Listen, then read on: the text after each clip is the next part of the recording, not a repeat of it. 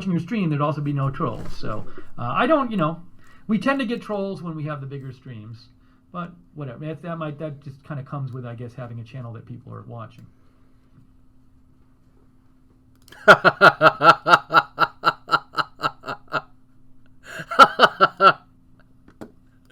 Oh my god. Look at this fucking noob. Look at him. Oh, by the way, so some people are asking about being moderators. If you're interested in becoming a moderator on our YouTube channel, they're volunteers. What you should do is email aftvmod@gmail.com. aftvmod@gmail. That's how you get information on being a moderator. aftvmod@gmail. We do look for new moderators, but the moderators are the ones who handle that. It was the fucking best. @gmail. So if you're interested in being a mod, that's who you should contact. Let me else see. was shot there that we know of, and maybe they got the person in custody who did the original.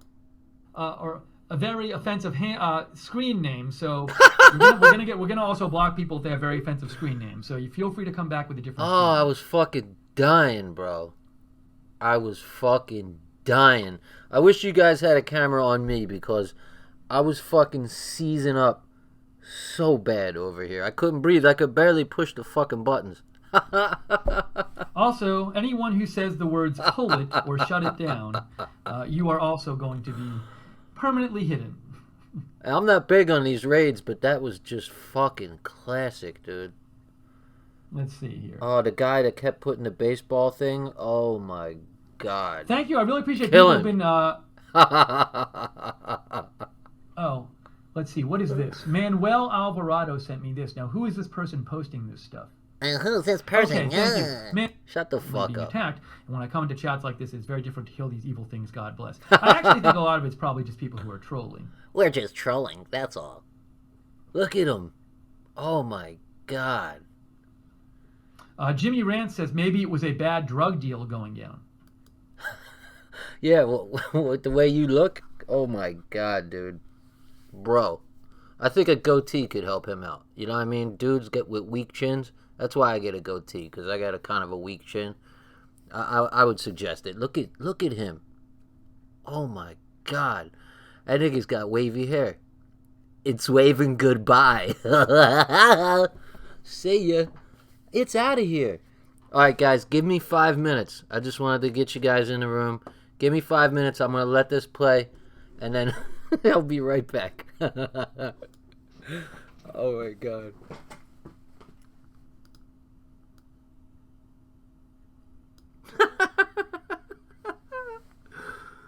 You're welcome, Mando. And I'm sorry for a few minutes there. I got a little distracted, but I did need to, I do feel a responsibility to people watching to have a reasonable chat room. So I did want to take a couple minutes. I wouldn't have done it. We were kind of in a bit of a lull there for a little while where we weren't getting much new news. So I wouldn't have normally, all this news was coming in. I wouldn't have done it then, but I did want to take some control of the chat room, and I really do appreciate the moderators' help with all their efforts tonight. Now, one person was shot. We don't know their condition. This is in New Hampshire.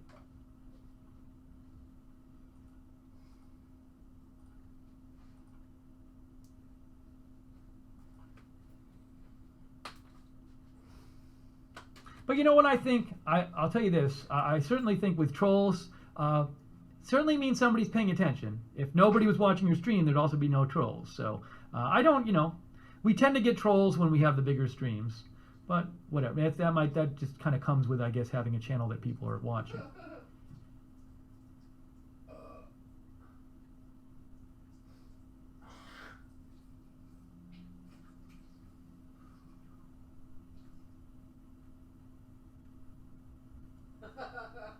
Oh, by the way, so some people are asking about being moderators. If you're interested in becoming a moderator on our YouTube channel, they're volunteers. What you should do is email aftvmod@gmail.com. aftvmod@gmail. That's how you get information on being a moderator. aftvmod@gmail. We do look for new moderators, but the moderators are the ones who handle that. aftvmod@gmail. So if you're interested in being a mod, that's who you should contact.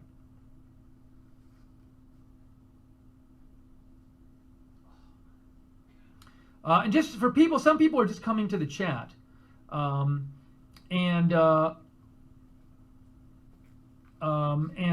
just want to reiterate, what happened, or what just coming to the stream, what happened tonight. So at 9:50 p.m., there was a shooting at a location which is either on campus or right next to campus at the Christian Science Reading Room. One person got shot. A witness said they saw a car drive up really fast, and then they heard a gunshot, and then they heard somebody scream and saw somebody lying on the ground.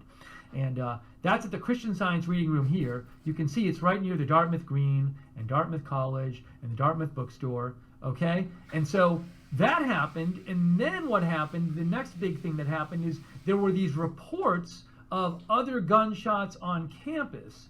Now, let me show you here. Those ended up being not confirmed, but it's possible to me that that's what ended up leading to the school lockdown, because what happened is, they said at 9... What happened is you got fucking trolled in an epic manner. Oh my God, was that the funniest fucking thing? I swear to God, I was dying so bad. So bad. I almost felt bad for the guy. And the guy says, I'm going to focus on the news. Then the one guy says, yeah, you focus on the news. I'm going to focus on your nose. Oh my God. Oh, you guys are killing me with the fucking pictures and the fucking, all those little fucking emoticons. Oh, you guys were destroying me. It's not supposed to be that much fucking fun. Oh my God, bro. You focus on the news. I'm gonna focus on your nose. That was the best right there. Oh, please, God, I'm gonna save that for all times. I'm gonna have to download that. I'm gonna video capture that shit somehow. Use a fucking a video downloader. Holy fuck, man. Brutal. Oh my God. Damn. Let's see if we can catch another little tidbit. 50 p.m. tonight, a Let's see if we can catch something else. Shot at the Christian Science Reading Room. Then they say the gunman is at large and additional shots are being reported from various... Look, the chat's still going. One I was listening to was called Upper Valley Area Police and Fire. Upper Valley Area Police and Fire. A couple of viewers had sent me... Was this after? Hold on. Goyim Goddess is laughing at me laughing. That's fucking great. This was just so epic. 35 p.m.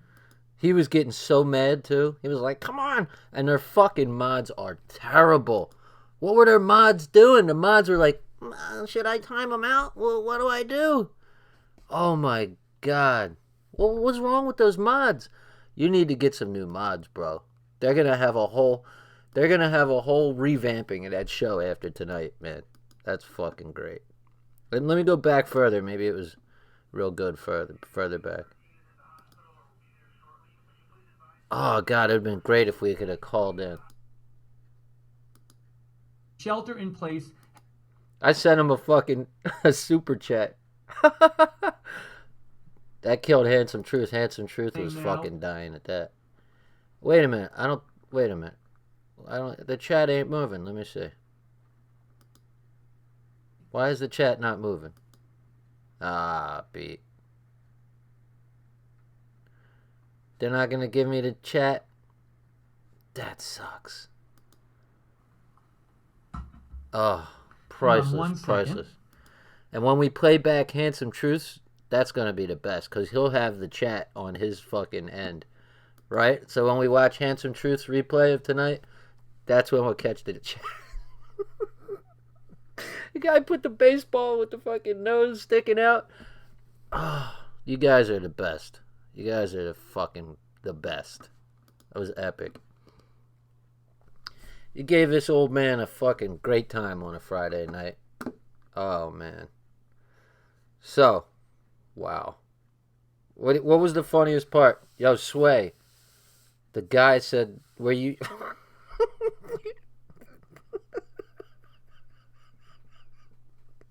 You focus on the news, I'm going to focus on your nose.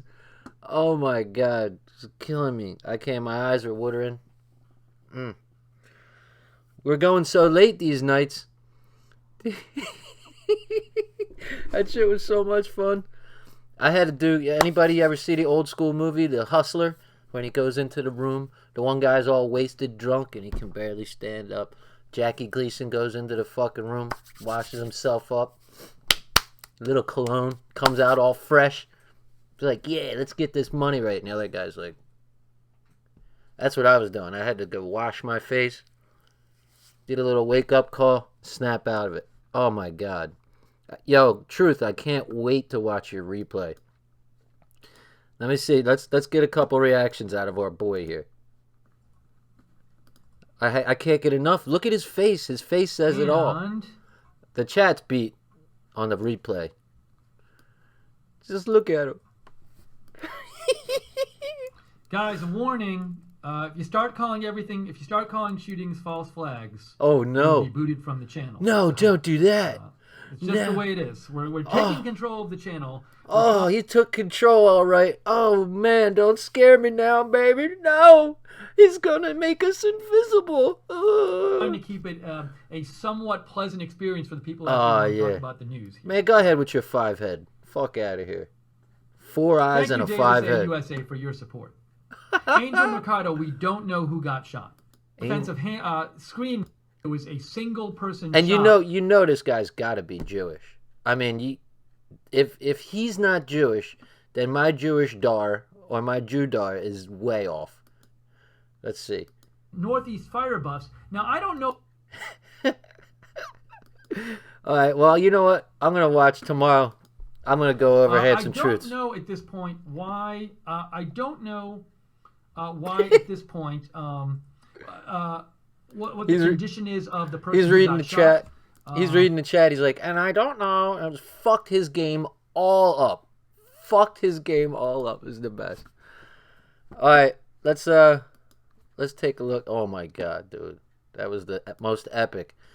I couldn't even do the other ones good because I was so fucking tired from that, just from laughing. All right, let's take a peek. How can I do something serious now? I'm going to have to fucking chill. Let's see what we got here. Oh my God. Just fucking priceless. Let me take a look at the chat. Say hi to you guys. Hello. How are you? Let's see what we got here. Oh my God, dude. Dude, that shit hurt me. It was painful. Got you guys cracking up. Gun Noob. They pulled the stream before it uploaded. Oh. Okay. Gotcha. That was fun. Love you, bro. Love you, too. You ain't old. I'm getting there. I'm creeping on it. Yeah, that was a hell of a lot of fun.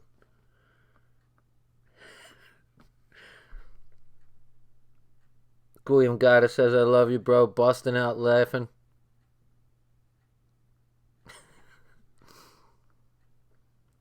So how many thumbs down do I have already? I bet you I got at least 16. That's what I get every time. I get 16. That's like my fucking favorite number now. Loyal Son. What's up, Loyal Son? You had some funny shit tonight, too. All you guys were killing it. Just killing it. Ah, that was the best. That was fucking the best. That guy's face. It was his face. He was like, okay, I'm losing control here. I'm losing control. And his mods. What were his mods doing? He had mods. All you gotta do is hover, click, boom. Hover, click, boom. As a matter of fact, on a Mac, you can hover over someone's name with the cursor, hit Option, hold down Option, and then 3 choices come up. Remove, timeout, or invisible. Right? Oh my God. We got 48. So how many thumbs down? Let's see. I gotta take a look. And I don't give a fuck about thumbs down. It's just interesting to me. I know I got at least 16 people that hang out and give me fucking thumbs down all the time. I think it's funny. So let's see. 49 watching. 16 people. All right. What do we got? Only 1 thumbs down. Whoa, is it too late for you fags? What is it, too fucking late, you little bitches? Well, they'll get me tomorrow. All right. So, little bitch. Let's see. I have a little something we can go over. All right, let's try to stop laughing for a second. That poor guy's fucking face. Oh man, killing me, killing me. I can't wait to see that again tomorrow. I can't wait. I want to show my friend too. He's gonna fucking die. We had that dude so fucked up. His world was all fucked up. You didn't know what to do. All right, so protocols from you guys that were there last night. We were going over. We did a little vote. What do you want to do? Do you want to go right into protocol one, or you want to read the intro? The intro actually happened to be interesting. What do you know? All right, let's see here. Let me make sure my shit's lined up. On the day, crummy. Let's see. There we go. I got it set up where I can put a little strip of paper here and a little strip of paper here, and I'll know exactly how it's spaced in the window. I'm getting skills. It'll take a while. So this guy, what the fuck was his name? Captain Crommy? Victor Marsden. This guy right here. This guy is the guy that we owe the Protocols of Zion to. He is the man that got it did. He was, from what we read last night, I'll try to fill you in as best I can. He was in the British embassy in Russia when the shit went down and the Bolshevik Revolution started. He finally, they threw him in prison. They finally let him out, and he went back to England, and not in the greatest of health either. But he said, you know what? Fuck it. I'm going to do this translation if it fucking kills me. And he did the translation, and it's only because of him that we have this in English. I'm sure it would have been translated, after that. But who knows? Maybe they could have fucking showed it for forever. So, Victor Marsden, you the fucking man. So, they took Victor Marsden. They threw him into Peter Paul Prison, which is in Russia. Then they let him return to England, right? And he was in bad health. So then he started his translation. Marsden was eminently well qualified for the work. And let's see. His literary touch made his translation really good. So we're lucky in that too. So he made a comment I thought was funny. He said, he told the writer of this preface, the guy who's actually writing the preface on here, he said, listen, I can't do this translation for more than an hour at a time because the shit that's in there is so fucking overwhelmingly negative that it hurts him to fucking do it. Let's see how he worded it. He says, he told the writer of this preface that he couldn't stand more than an hour at a time on his work in the English or the British Museum as the diabolical spirit of the matter which he was obliged to turn into English, made him positively ill. So it made him fucking sick to turn this shit into English. That's saying something. So he had a connection with the Morning Post, and that was in Russia. Let's see, what else is significant here? Then he finally died. He took a tour with the prince. You can see right here. He took a little journey with the HRH, whatever that means. His Royal Highness, maybe? Yeah, maybe His Royal Highness, Prince of Wales. And generally speaking, the Prince of Wales is the guy who's going to be the next king. Prince of Wales is the one who's lined up to be the next king. They're all fucking illegitimate, if you ask me. But monarchy was better than what we got now. A whole lot better. And it says that in Protocols 1. Is that we were ironically way better under monarchy. Let me see if I can say this name right. Kolokalopity. Kolokalopity says, what year is the translation from? I believe it's 1926. Let's see here. Let me show you that. 1906 is when it was grabbed, I believe. And then, I don't see a date in here. I believe it's 1926. All right, here you go. Here's some dates. Okay. The book in which they are embodied was published by Sergei Nilus in Russia in 1905, and a copy of this is in the British Museum, bearing the date of its reception, August 10th, 1906, but it wasn't translated yet. All copies that were known, here's why we owe this guy a real debt of gratitude. All copies that were known to exist in Russia were destroyed in the Kerensky regime. So we only had one copy, and it was translated by the right guy. We really got lucky. So then it was finally translated in, oh man, I don't know. I'm going to say sometime in the 20s, maybe later. Maybe even earlier, actually. But I found the part where I left off last night, so let's just jump into it. Before I do, I'll check the chat one more time. See if anybody's shouting at me.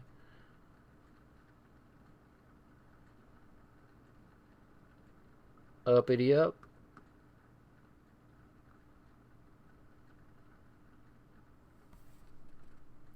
Loyal Son says, baby, you got the hots for me? If you do, thank you. I appreciate that. Take the compliment. 16 ups. Wow, 27 up now. Uppity up. That's right. Jews hate you when you name the Jew, says Donald Trump. Pure white man. Let's get it right. Let's get it right, Handsome Truth. It's white man. And that comes from Jared Taylor. I'm a big Jared Taylor fan. But he won't take it to the next step. And you know what that is. It's okay. We'll take them when we can get them, right? Sway is over there dying with a ah ha ha ha. Sometimes when you're laughing so hard you can't describe it, you just put all caps ah ha ah ha ah ha. And I get it, believe me. All you guys are in there laughing. Let's see. I have to go to sleep. It's 6:30 in Portugal. That's a motherfucking hardcore. I thought I was badass. It's 2:30 here in the East Coast of the United States of Jewmerica.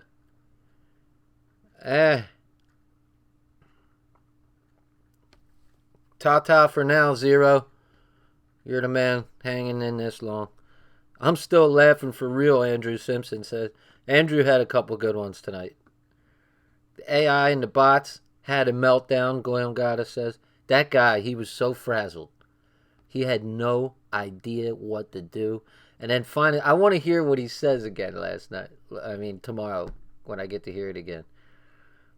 I can't wait to hear that again. Edition 8th new. That's why. Oh, Edward the 8th new. That's why he was sick, looking in short order. That's Loyal Son. Loyal Son's got his knowledge up. I could tell I'm watching. I read the chats. I beg to differ. Goyrel. That's a girl gone wild. A gooey girl, I guess. Gone wild. About me and my comment about we were better off under monarchy. I beg to differ. In my country, peasants were seen as property of the king and pretty much needed permission to wipe their arse. I dig a strong chieftain who earned his place, but not a big fan of monarchs. I could dig that. But the thing is when we read Protocol 1, they make a really good point. Why do you think that the Illuminati, which was started by Rothschild and other Jewish money, they attacked first Christianity and then monarchy? It was kind of maybe both, you know. If you look at all those revolutions, what do you have first? You have the English Revolution. What was it, 1688? You had Charles I beheaded, and then Charles II came in. And what happened after Charles I was beheaded? Cromwell let all the Jewish people back in after Longshanks, got rid of them. Edward I, I believe, as Loyal Son was talking about. And then what do you have? You have American Revolution, of course. You have the French Revolution. You have this attack, in the French Revolution especially, on Christianity and monarchy. I'm not a big fan of either Christianity or monarchy, but what we've got now is an insidious type of totalitarianism. You know, we have the illusion of freedom now, but it's really slavery. Back then, there was no question you're a fucking slave. But I take your point for what it is, and people who have lived underneath monarchies have a different opinion, so I understand. Goyrol, gone wild. So then you had, you had French Revolution, you had the Haitian Revolution, you had, what else? Of course, the revolution in Russia, which was really no revolution, it was an attack. Then you had smaller revolutions in Germany, which a man named Adolf fucking squashed. You have in Spain, underneath of Franco, you had a revolution there. And all these revolutions are part of a bigger revolution, which E. Michael Jones talks about in his book that I haven't read yet, The Jewish Revolutionary Spirit. So, when you read Protocol 1, hit me square in the chest when it said might makes right. And they said, in nature, there's no such thing as equality or fairness. There's no such thing as, equality, fairness, and all these nice things that we in our liberal societies try to strive for. It's just, that's not the real world. These people who wrote the protocols understood that might makes right, no one is equal, and that if you play dirty, you can win. And we try to take the high road all the time. It just hit me so hard that we're not playing hard like they are. We're playing softball, they're playing hardball. And until we learn how to play hardball, we're going to continue to lose. Until we learn from Sun Tzu's The Art of War, until we learn from Machiavelli's The Prince, until we learn from Saul Alinsky's Rules for Radicals, until we learn from the protocols, we're going to continue to lose. That's why I'm glad Truth touched on this, and I'm going to go into a little more detail. And so, we'll see what happens here. Let's take a look, guys. Let's dive in. Alright, so Mr. Marsden. There's a little tribute there. It says, "May this be his crowning monument. In it, he has performed an immense service to the English-speaking world, and there can be little doubt that it will take its place in the first rank of the English versions of the protocols of the meetings of the learned elders of Zion." Thank you, Mr. Marsden. You're a true motherfucking hero. Thank you. You've done a justice and a service to all mankind. Now, one of the points I made last night is that, does it really matter if they're fake? Say they are a forgery. And don't make the mistake of, oh, well, because they're a forgery, that means they were copied from something else. There's another part of a definition of forgery, and that means a fake, an outright fake. Forgery is a fake. So, does it matter if they're fake? They're true. And they're going to talk about that. That was exactly Henry Ford's response. When they asked him, well, they say this is a forgery. What do you say? He goes, look around. Don't you see them being fulfilled? Even if they're fake, they are a blueprint, and maybe it's a self-fulfilling prophecy. Maybe people look at it and say, oh, that's a good idea. I'm going to do that. But this shit just blows me away. So let's get back into it now.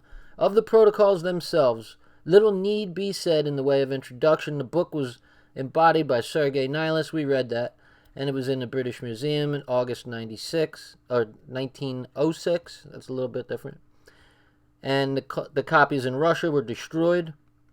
The fact is in itself sufficient proof of the genuineness of the protocols. That is, here's how harsh they in Russia, they cracked down. Remember, under Bolshevik rule, it was about 75% of the leadership of the Bolshevik Revolution were Jews. And that's just a fact. It's not anti-Semitic. I don't care what people call me. They can call me anti-Semitic all they want. I don't give a hoot. The fact is that they were Jews. Now, they talk about the crackdown on possession of the protocols in Russia at that time. Listen to this. All copies that were known to exist in Russia were destroyed in the Kerensky regime, and under his successors, the possession of a copy by anyone in Soviet land was a crime sufficient to ensure the owners of being shot on sight. Being shot on sight merely for owning it. And then they said, the guy who wrote this says, the fact is in itself sufficient proof of the genuineness of the protocols. So he says the fact that they crack down on it so hard shows that there's something there they're trying to hide, and the truth fucking hurts. And that's why they're cracking down on free speech now, because truth hurts. Matter of fact, that's a good what's his name? The Italian kid. He does a radio show, Truth Hurts. I don't know if he's still doing it or not. And Hertz is spelled with Hertz.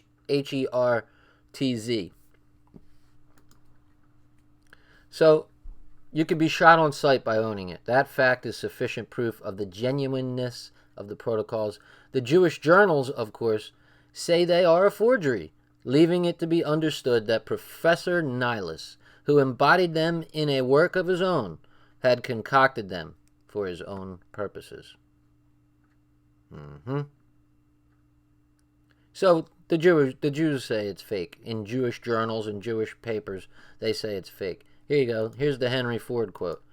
Mr. Henry Ford, in an interview published in the New York World, February 17th, 1921, put the case for Nihilus tersely, that means in a short manner, and convincingly thus. Quote, the only statement I care to make about the protocols is that they fit in with what's going on. They are 16 years old, and they have fitted the world situation up to this time, and they fit it now. Indeed they do. Indeed they do. They fit it now, unquote. And then the guy writing the preface says, indeed they do. So, I mean, isn't that enough? Isn't that enough? It doesn't matter if it's a fake. It doesn't matter if a 13-year-old made it in crayon. Doesn't matter. They're true, and you can look around you and see that fact. The word protocol signifies a process. What the hell is a process? Gummed onto the front of a document. A that's kind of like a preface. Let's take a look and see if process is a word or a typo. Preface. Oh, new one for Uncle Shmeal here. A summary or abstract of a text or speech. So it's a summary. It's summed up in a short version, in a short way. So the word protocol signifies a preface gummed onto the front of a document. Let's see how do we pronounce preface. Let's see. It says here, précis. You see how it's the long A and the long E, so it's précis. It's a précis. So that's French. Obviously, that's got to be French. Précis. Yeah, you see down the bottom, it's French. Précis. Précis. I like to know how to pronounce shit. I'm just guilty. I'm a nerd. Grammar Nazi. That's me. The word protocol signifies a précis, gummed onto the front of a document, a draft of a document, minutes of proceedings. In this instance, protocol means minutes of the proceedings of the meetings of the learned elders of Zion. And minutes are basically notes, shorthand telling what happened in the proceedings. These protocols give the substance of address delivered to the innermost circle of the rulers of Zion. They reveal the converted plan of action of the Jewish nation, developed through the ages and edited by the elders themselves up to date. Parts and summaries of the plan have been published from time to time during the centuries as the secrets of the elders have leaked out. They reveal the converted plan of action of the Jewish nation. So, as people get hip to the protocols, they change them up, I believe, is what they're trying to say there. The claim of the Jews that the protocols are forgeries is in itself an admission of their genuineness, for they never attempt to answer the facts. All right, you can see that the writer of this is trying to make a big point. Because, if he lived in our day and age, everybody would be going, stop with the all caps. I'm going to cry because they're big letters. Oh, stop screaming at me. He's trying to tell us something. This is what I was making a point of last night. And we were going over, was it last night I can't even remember. But we were talking about logical fallacies. And the main object of a logical fallacy is to talk about anything other than the argument you're making. So you say, well, what about Protocol 1, where they say bing, bang, and boom, and they say, oh, it's a forgery. Well, they never addressed what you were saying. Oh, well, you're a fucking tinfoil hat. You could go ad hominem. Well, you just this, you're that, and you can go down the line and identify every fallacy in their argument and say, keep them on point. Well, why don't you address the facts? Why don't you address the facts? And they can straw man, they can red herring, they can do all the shit they want. But you keep them on point. And never fall for defending yourself. Well, you're an anti-Semite. And then you got to show how you're not an anti-Semite. It's not for you to show. They're making the claim. They're the ones that need to make the fucking proof. You just keep on the point. Keep on the point. Learn how to argue. So they never attempt to answer the facts corresponding to the threats which the protocols contain, and indeed the correspondence between prophecy and fulfillment is too glaring to be set aside or obscured. This the Jews well know, and therefore evade.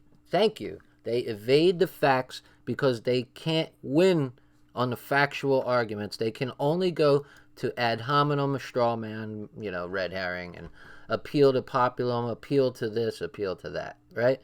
And what's he saying here? The threats. This is also highlighted. There are threats made in the protocols. Clear, distinguishable threats. And, indeed, the correspondence between prophecy and fulfillment is too glaring to be set aside or obscured, right? So the correspondence between prophecy and fulfillment. The prophecy is the protocols, and the fulfillment is the world we see, and goddamn it, if it's not fucking true. The presumption is strong that the protocols were issued or reissued at the First Zionist Congress held at Basel in 1897 under the presidency of the father of modern Zionism, the late Theodor Herzl. That is the father of Zionism.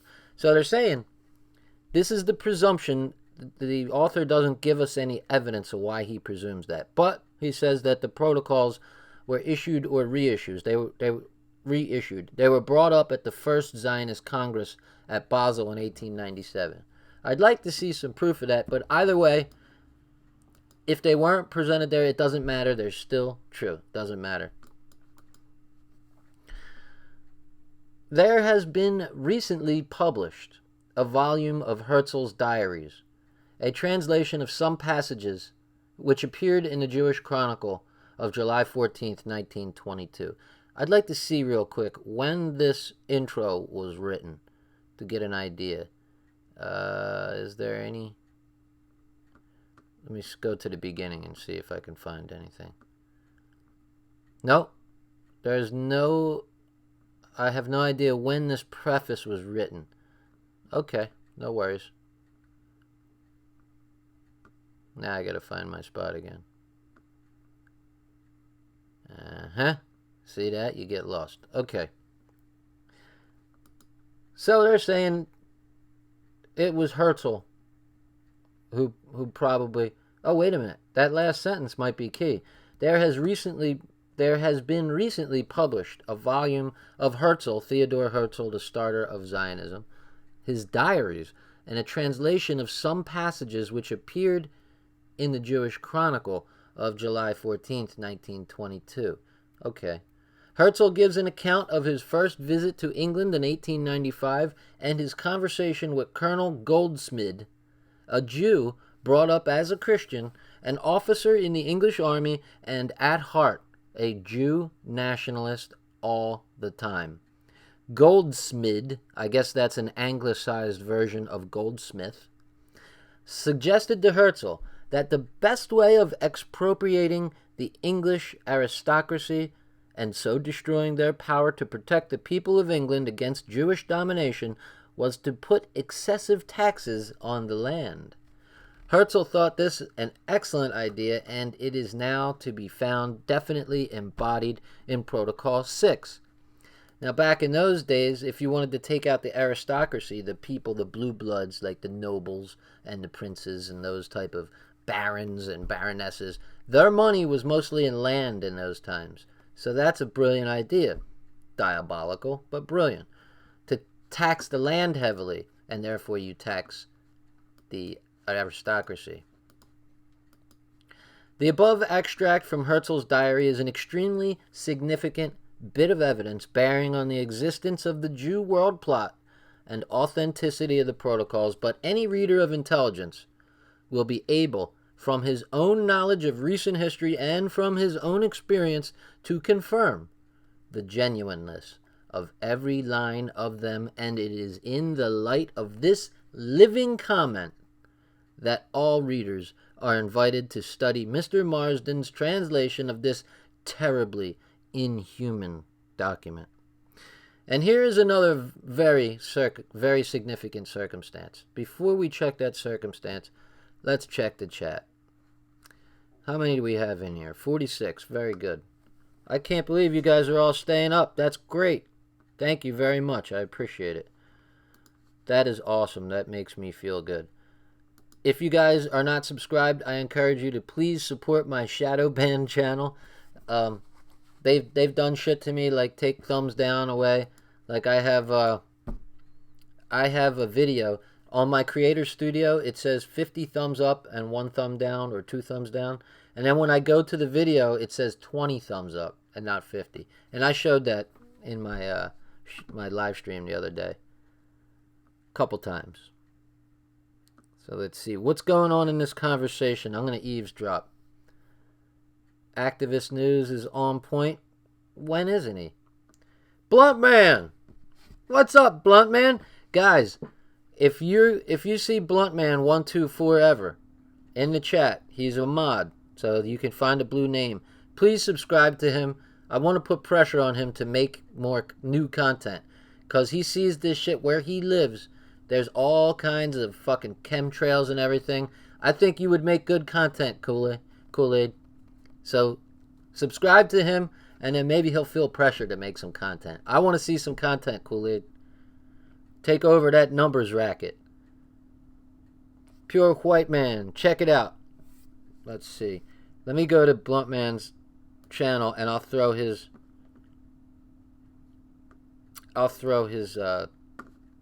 link in the chat. Alright. Blunt Man, I'm putting you on blast. I want people to sub to you so you can make some damn content, man. Blunt Man, how could you not subscribe to a guy named Blunt Man? He is the original Blunt Man. Old school, original Blunt Man.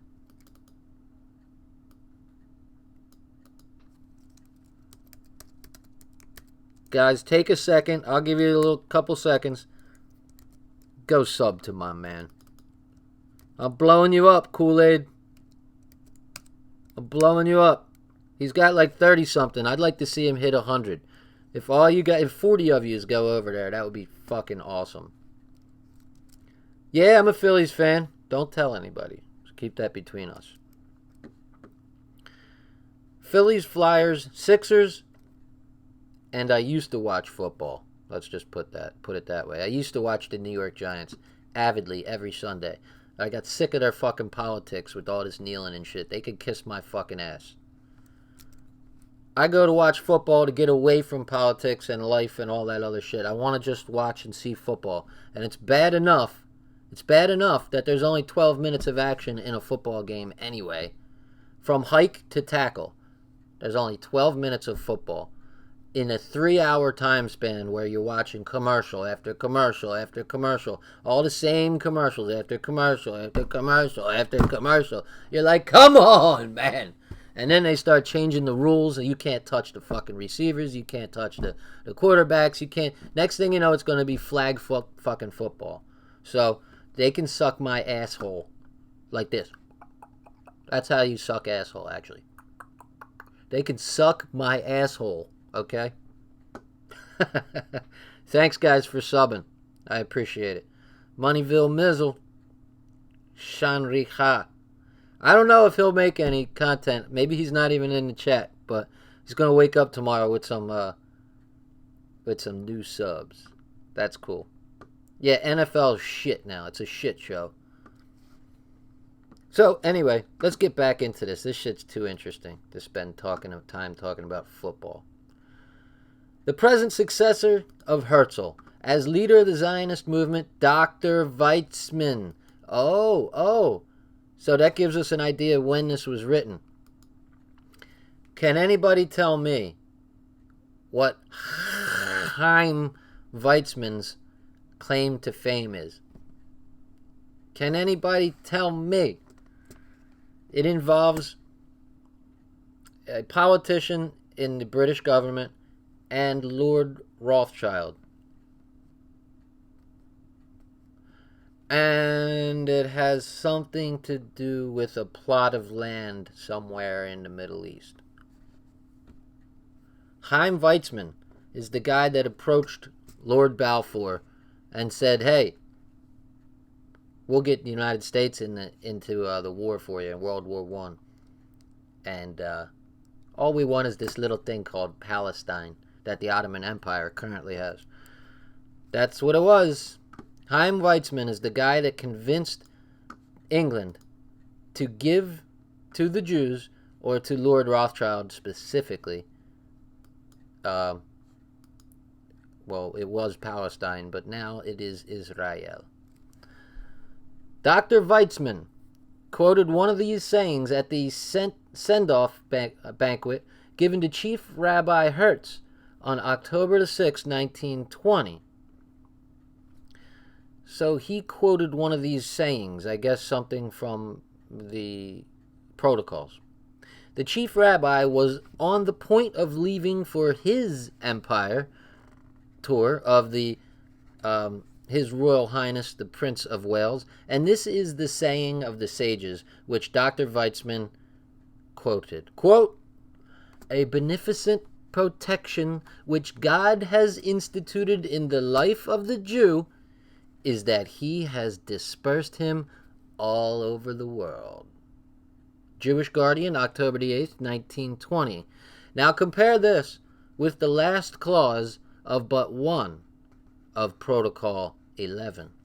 Quote, "God has granted to us, his chosen people, the gift of dispersion, and from this, which appears to all eyes to be our weakness, has come forth all our strength, which has now brought us to the threshold of sovereignty over the world." So what they're saying is, it was kind of a gift to them that there were Jews in all countries, because now they can coordinate and start taking shit over. And that they have done to the nth degree. It's amazing what they've done, actually. Like I like to say, it's not average Jews that are in this. This is a small clique, and these people don't mind getting regular, average, everyday Jews killed for what they want. So there's a lot of Jews who are adamantly against these people. We've seen them in the past. We've seen Myron Fagan. We've seen Benjamin Friedman. We saw the guy who wrote Red Mafia. What's his name? Robert Friedman. There have been plenty of Jews who have gone against this type of shit. And even in Israel today, there are people, Jewish people, who are against these Zionist people, and these international Jews who run international banking and all. So I don't claim that it's all Jews, but there is a certain clique among them, and they don't mind stepping on their own people to get where they want to be. Now compare that we just did. Okay, so this quote that was Dr. Weizmann said sounds a whole lot like one of the protocols. So that goes to proving that the protocols probably are real. The remarkable correspondence between these passages proves several things. It proves that the learned elders exist. It proves that Dr. Weitzman knows all about them. It proves that the desire for a national home in Palestine is only camouflage and an infinitesimal part of the Jews' real object.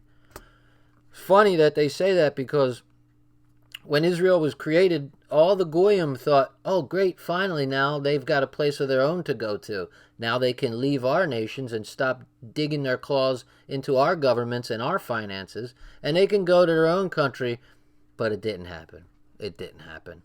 Not only did the Jews get their own homeland and get Israel, but they didn't relent on the countries they were already in. And in fact, it only got worse. So Israel did not help the Goyim at all.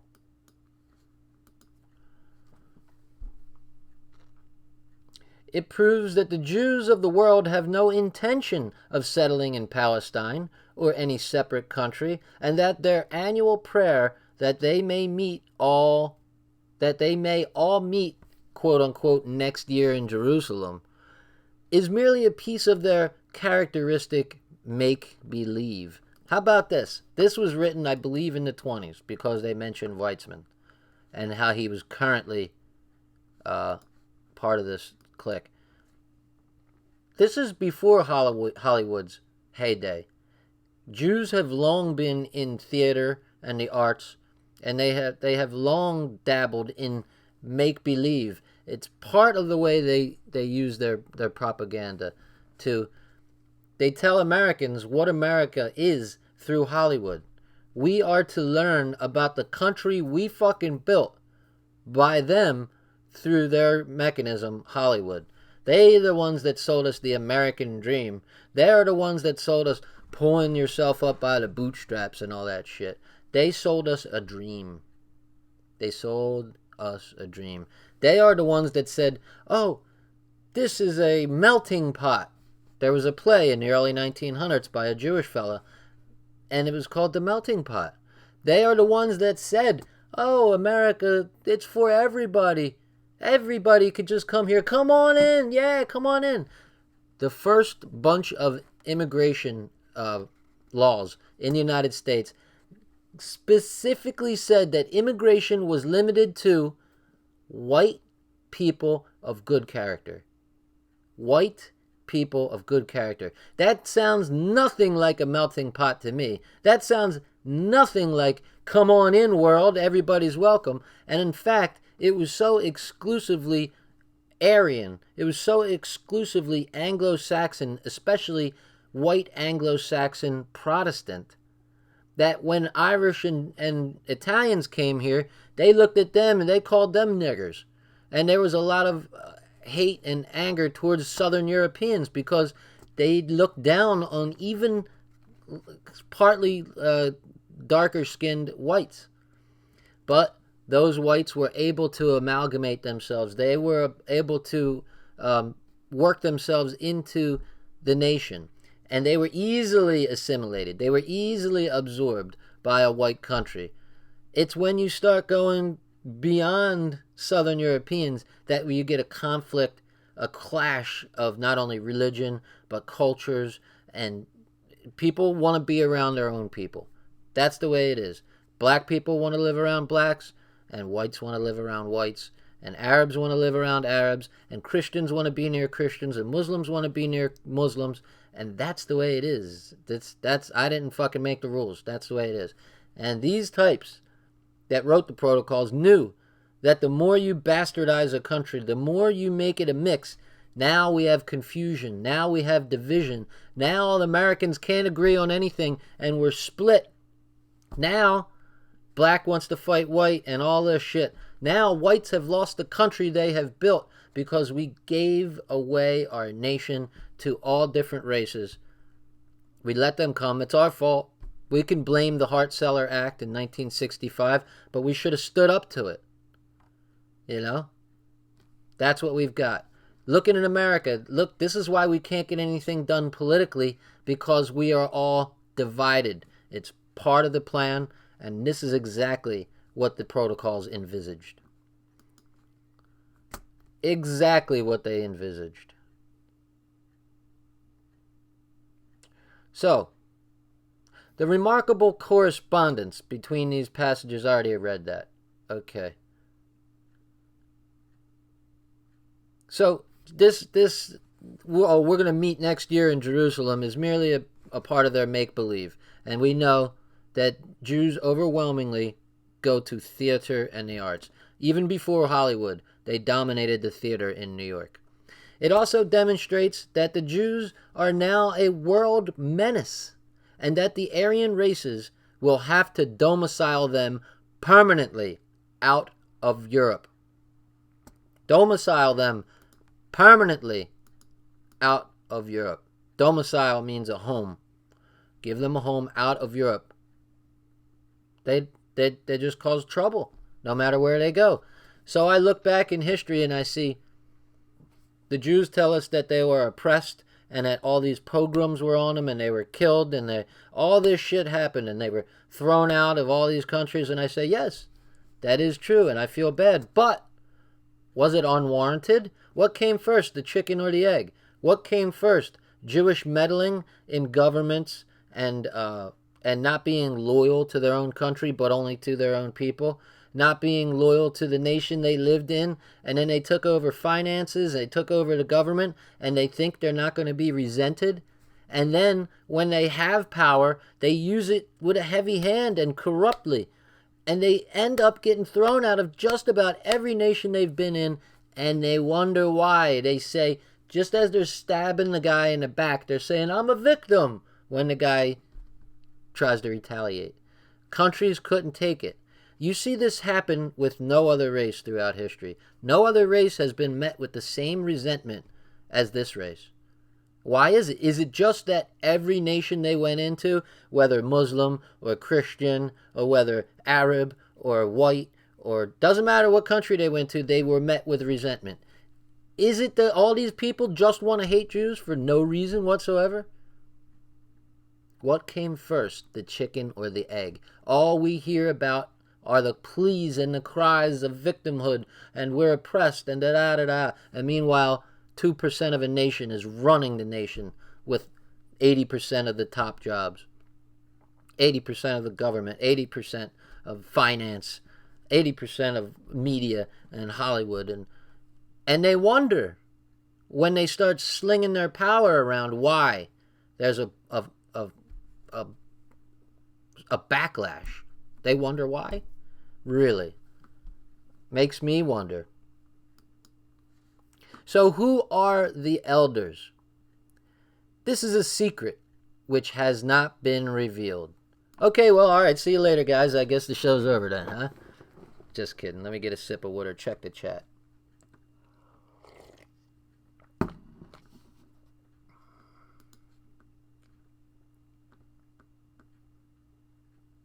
Handsome Truth still hanging tough. Shanri Ha, one of my best, my most dedicated supporters. Who else is there? It's getting kind of late, and you're still in here, Shan. That's awesome. And I believe Shan is in Australia, so it's like Monday there or something. It's really, really late. Goyim Goddess says, yeah. Why were they kicked from all those countries? It's gonna have to remain a mystery, I guess. ADL are the fangs. And you see, look at the way they get power over us on YouTube. And the ADL is an overtly Jewish organization. And they crack down on us. And then they wonder why some guy... I don't fucking condemn it. I don't fucking condone it. Some guy, they wonder why then some guy snaps and shoots a bunch of innocent Jews who had nothing to do with nothing, most likely. But then they're surprised at it. Oh, white people. Don Lemon's on there. Oh, fucking terrorists. And you know what, Don Lemon, you can kiss my ass, you piece of shit. They wonder why there's backlash. I believe that if this keeps going the way it is, I'll make a prediction.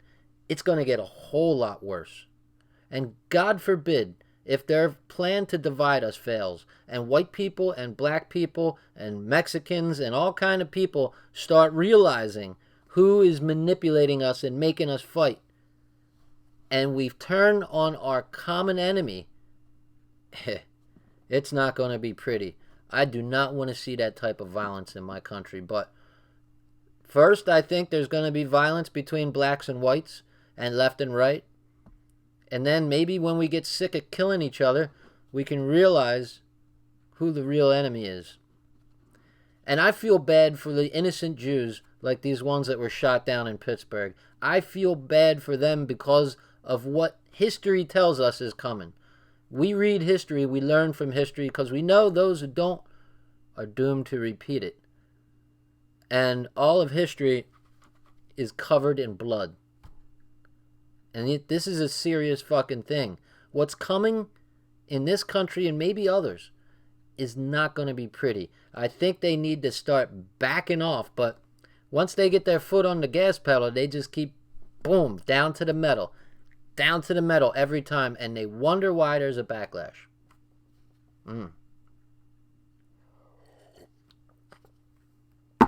I don't encourage violence. I encourage political action. I encourage people uniting and forcing whoever's in office to do the will of the people. And don't think it's impossible. I have seen it in my own life. We stopped the DEA from scheduling kratom as a Schedule 1 drug. The DEA was never stopped before in the history of the United States. And a ragtag bunch of kratom users and vendors got together, put their money together, and made this thing called the American Kratom Association, the AKA. The American Kratom Association we donated to. And the AKA went and lobbied Congress people. Money.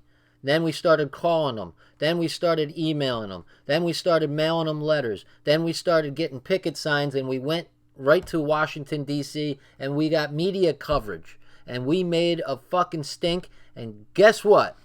The DEA backed off of scheduling kratom as a Schedule 1.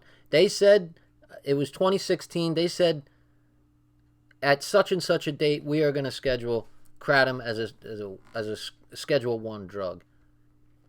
It's a natural herb. It's a, anything can be abused if you use too much.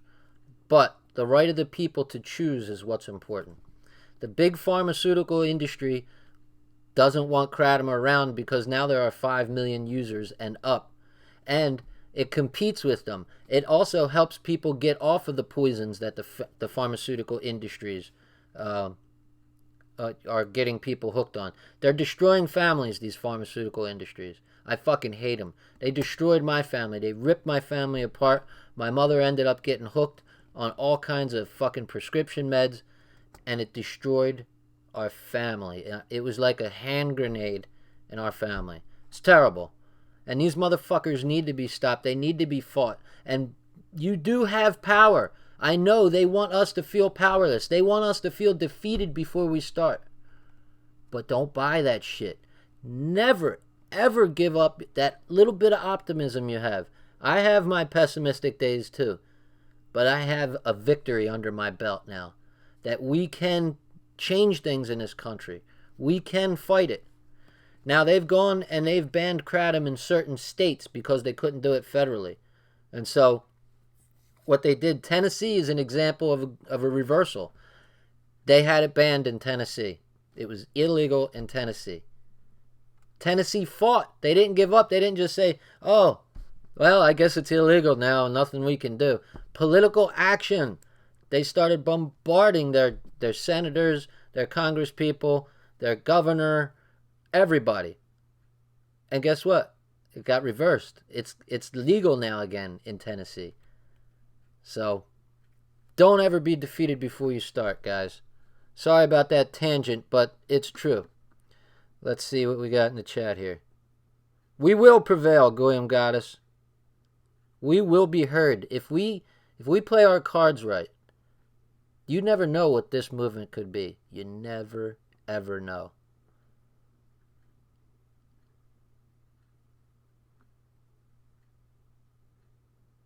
Yep, we're doing the best we can, loyal son. Thanks for your support. Guys, if you're not subbed, please sub, because then you can find out when I'm going on. and I love talking to you guys. I never thought I would be doing this like this, but you guys know what happened to me, right? Why I'm fucking so fired up?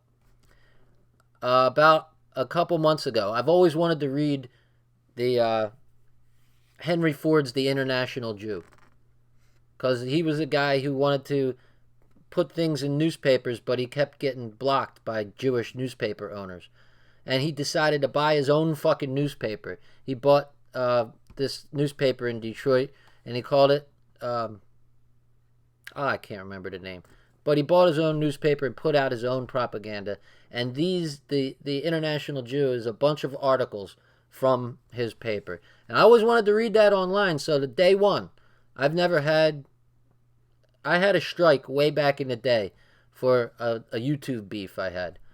But I've never had any videos put in limited state and all this shit. Soon as I made protocols, or soon as I made the International Jew, and I put the first one out, it was showed, or limited stated, and within an hour.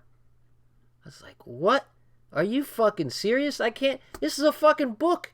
It's in the public domain, for God's sake. It's free for everybody. You can read it. All I'm doing is reading a fucking book. I got so fired up. And I'll never let that fire die. I'm going to keep thinking, whatever it is that drives me and fires me up, I'll keep thinking of that when I need it, when I'm down and I don't fucking feel so positive. So that's why I'm doing this. And they created a monster. And that's exactly what they do with their fucking censorship. They think they're going to shut shit down. We're going to find a way no matter what. No matter what. Fuck that. They can kiss my ass too. Alright. So, who are the elders? This is a secret which has not been revealed. They are the hidden hand. They are not the Board of Deputies, or the Jewish Parliament in England, or the Universal Israelite Alliance, which sits in Paris, but the late Walter Rathenau of the Allgemeine Elektrizitätsgesellschaft has thrown a little light on the subject, and doubtless he was in possession of their names, being in all likelihood one of the chief leaders himself. Walter Rathenau, not Walter Matthau, but Walter Rathenau. Writing in the Wiener Freie Presse, the Wiener Free Press, December the 24th, 1912, he said, quote, 300 men, each of whom knows all the others, govern the fate of the European continent, and they elect their successors from their entourage. Don't we have something called the Club of 300? Ooh, maybe we'll look in that direction again one day. In the year 1844, on the eve of the Jewish Revolution of 1848, the Jewish Revolution of 1848, Benjamin Disraeli, whose real name was Israel, and who was a quote-unquote damped or baptized Jew, published his novel Koningsby, in which occurs this ominous passage. Quote, the world is governed by very different personages from what is imagined by those who are not behind the scenes, unquote. And he went on to show that these personages were all Jews. Oh, maybe we'll read that novel, Koningsby. Don't mind me, I'm going to write that down. Be right back.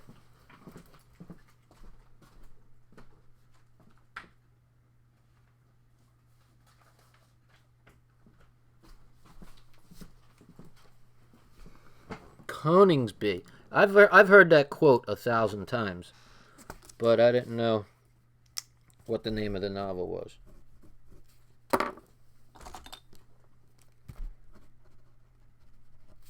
Koningsby. Disraeli. Disraeli's father, by the way, wrote a book that was interesting too. Look at this. This is my my secret go-to list. I can never run out of ideas, right? Boom. Things, whenever I see something I might want to tackle, I write it down. I don't have enough life in me to do everything that I want to do. Look at it. It's just lists and lists and lists of shit. Just, it's unbelievable how many people have written about this problem and how prominent many of them were and how detailed and similar all these books and quotes and all these things were. I could go back to ancient Rome, where these guys, like Tiberius, was making quotes about the problems with Jews and that they ran the slave trade back then in ancient Rome. Slave trade. They were having problems with money. You guys remember the temple was destroyed in 90 AD by Rome. The Romans had to go to Jerusalem to kill as many Jewish people as they could and destroy their temple. This is how big of a problem they were. Now, I know war was pretty common back then, but the Roman Empire even had to crack down on them. Fuck, who was the guy from back in the day? Oh, what was it? Baghdad? Who the fuck was the guy? Nebuchadnezzar. Nebuchadnezzar had to go destroy the temple before the temple that Rome killed or destroyed. Nebuchadnezzar. This is, you know how ancient that is? This is hundreds of years before Rome. The ancient Greeks had problems with them. And we all know the modern day thing. So anytime I get something, if I lived 100 lifetimes, I couldn't read everything I wanna read. So I keep my little, I call it the Goyim list. Yeah. You got to write this shit down because I'll never remember. And I've got quite the list to choose from when I want to do something. Let's check the chat one more time. Goyim Goddess says, you remind me of myself with all the notes. Yeah. You know, you got to remember to write shit down. Loyal son of America. Even Trotsky said you can't deny the genius of the Anglo-Saxon. Guys, I think that the biggest threat to Jewish radicalism and Jewish supremacy is, you may not like it, but it's white people. It's Anglo-Saxons. We've got the smarts. We have the organizational ability. We have the money to form organizations. Where else is the threat going to come from? The Middle East is destroyed. Blacks are not going to be a threat to them. Spanish people are not going to be a threat to them. And this is why white people are under such vicious attack today. Because they recognize who their biggest competitor is, their biggest threat. Because if white people could ever unite and stop this Democrat-Republican bullshit, we would be a fucking force to reckon with. We need to remember our Anglo-Saxon blood. If you're Italian, the Romans. If you're Greek, look at the civilizations you people built. If you're English, you guys, the world, or the sun never set on their empire. We need to have some pride again. The northern Europeans, Vikings. I mean, how about the French, the Normans? Look all around you. There is great tradition. And white people need to start being proud of themselves again. It doesn't mean you have to hate other races. It just means you have to love yours. All right? We're not evil. We're not bad. We didn't do anything wrong. And what was done in the past is the past. We will accept blame for what we've done. But we will not accept blame for a slave trade that was run mostly by Jews. Prominent Jews. We will not accept blame for the slave auctions, which had to close on Saturdays because there weren't enough people to run them because they were run by Jews. That's their Sabbath day. We will not accept the blame for the fact that Jewish people in the 1830 census owned 75% of Jews owned slaves. 75%. In that very same census, white people owned 30% of whites owned slaves. You have to understand, a slave back then was the most expensive thing you could buy. And so who had the money? Who had the money? It's like today, if you look at every corporation, every financial institution, look who's at the head of it. Generally speaking, it's a group of Jews or a single Jew. So they were the ones that were able to buy the slaves. They were running that shit. And who gets the blame? We do. Don't feel fucking bad for that. It's not your fault, white people. It is not your fault. Don't feel bad for something you didn't do. You can have sympathy. You can have empathy for the people who were the victims. And black people went through some fucked up shit, yes. And yes, white people are to blame for some fucked up shit. But we're not going to take all of it on our shoulder. Not on our back. I don't fucking think so. We need to have some pride again. We need to stand up and not be ashamed when somebody calls you an anti-Semite or a racist or a Nazi. Who gives a fuck? I don't care what you call me. I'm taking pride in my race again. And I think we need to get together. And if we could get together, it's limitless what we can do. Never before. The last time all whites in Europe were united, it was called the Crusades. And look what the fuck we did. We took back the Holy Land.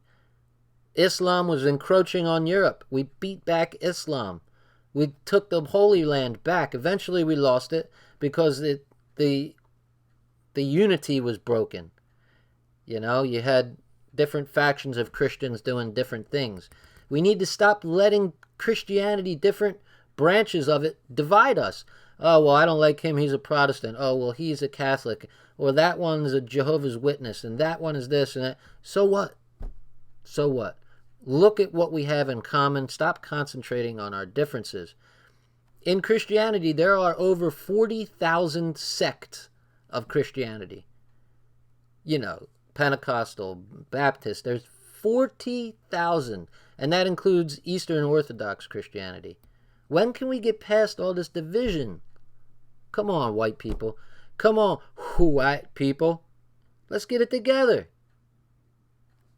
Start having some pride. Start having some balls. Speak up. They can't do anything if we all speak up. One by one, they can hammer us down. But when we stand up en masse, we cannot be defeated.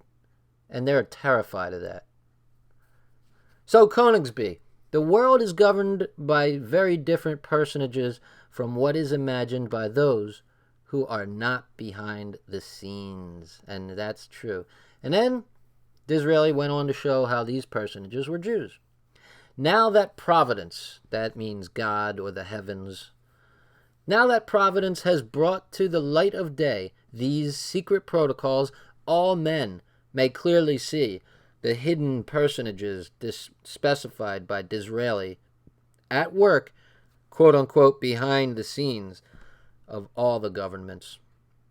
This revelation entails on all white peoples the grave responsibility of examining and revising au fond their attitude towards the race and nation which boasts of its survival over all empires. There's a lot there, right? So this revelation of the protocols entails on all white peoples. What was I just preaching, people? Y'all don't hear me. Y'all don't hear me. What was I just saying? White peoples. In the face of a common enemy, we need to forget all the division. That's where we lose. When we're divided, we lose. Sure, we're down to 60% in America. Can't stop us if we get united. Can't stop us. Y'all don't hear me. Revelation entails on all white peoples the grave responsibility of examining and revising au fond their attitude towards the race and nation, Jews, which boasts of its survival over all empires. That's one of their biggest brags, Jewish people, is that, hey, Jewish people were still around when the Roman Empire went down, the Greek Empire went down, the Assyrians went down, on and on. The Egyptian empires, every one of them went down, and Jews are still standing. And they're like, yeah, now what? We're still standing. They're putting it in your face. So I want to look up what all fond is. And it's not going to be in my dictionary, so I'm going to have to look it up here. I don't know what all fond means. In essence, basically it means, in essence. Again, that sounds like French if I've ever heard it. So, reading it again, we must revise in essence our attitude towards the race and nation which boasts of its survival over all empires. Notes 1. Agentur and the political. These are two words in this translation which are unusual. The word agentur and political, used as a substantive, agentur appears to be a word adopted from the original, and it means the whole body of agents and agencies made use of by the elders. So, agentur is a collective. Whether members of the tribe or their Gentile tools. Oh, so, whether members of the tribe or their Gentile tools. They just called us tools. Tools. You're a fucking tool used by them to do their bidding. How's that make you feel, Gentiles? And of course, this isn't all about white people. We're open to all other races. Anybody wants to join with us. We're all at risk here. And imagine if white people did solidify and we took on people from other races who are in the fight. White people we're not savages like we used to be. We're different people now. If we ever got back on top again, we wouldn't abuse our power like we did before. Putting people in slavery. And those times are done. Done. Anybody who wants to work with us gets a piece of the fucking pie. And black people deserve a piece of the pie too. They've been through enough shit that if they want to jump in and help us, they deserve whatever they want to get. They want their own black community. They want to live apart from us, fine. They want to live with us, fine. But white people are entitled to the same thing. If we want to live apart, we'll have that. Whatever we want to do, the world is up to us, but we got to win first. Got to win. So what they mean by the word agentur means any group of people, whether they're from the tribe or they're Gentile tools. By the political, Mr. Marsden means not exactly the body politic, but the entire machinery of politics. So the political means everything in politics. Notes 2. The symbolic snake of Judaism. Protocol 3 opens with a reference to the symbolic snake of Judaism. In his epilogue to the 1905 edition of the Protocols, Nihilus gives the following interesting account of this symbol. Quote, according to the records of secret Jewish Zionism, Solomon and other Jewish learned men already in 929 BC, folks, that's 3,000 years ago, thought out a scheme in theory for a peaceful conquest of the whole universe by Zion. So this may have been a long dream of this world government. This is nothing new. This new world order, it's new to us. It's not new to them. There is a certain elite within Jewry. And if you read anything about old Jewish history, you'll know that there were common Jews, and then there was a high class of Jews, the priestly class. They were called the Cohens. If you heard the last name Cohen, that means priest. So the Cohens were the group of Jews who ran shit. These were guys like Moses and his brother Aaron. If you read Genesis, Exodus, Leviticus, Numbers, Deuteronomy, and even Joshua, Judges, Ruth, 1st, 2nd Samuel, you'll see, well, Moses and Aaron are only in the first 5 books, but you'll see what a gig they had. If you wanted to sacrifice, you had to come to the temple and you had to give them gifts.